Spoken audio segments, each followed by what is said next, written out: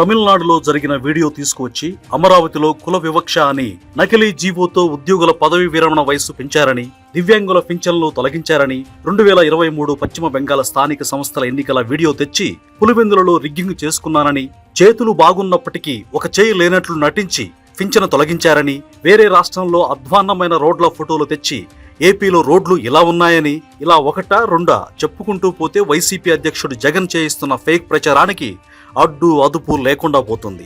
చంద్రబాబు మంచితనాన్ని ఆసరాగా చేసుకున్న వైసీపీ శ్రేణులు తామే అధికారంలో ఉన్నట్లు దాడులు దౌర్జన్యాలకు తెగబడుతున్నారు.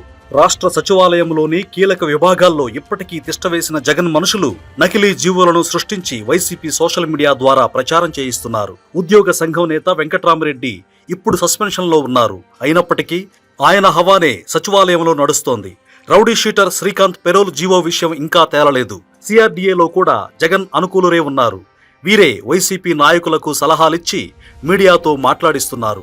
కులాల మధ్య కుంపట్లు, మతాల మధ్య మంటలు, ప్రాంతాల మధ్య విద్వేషాల చిచ్చురేపి అందులో చలికాచుకునే జగన్ కుతంత్రాలకు ఇక కాలం చెల్లింది అని వైసీపీ ఫేక్ ప్రచారంపై మంత్రి నారా లోకేష్ తీవ్రంగా హెచ్చరించారు.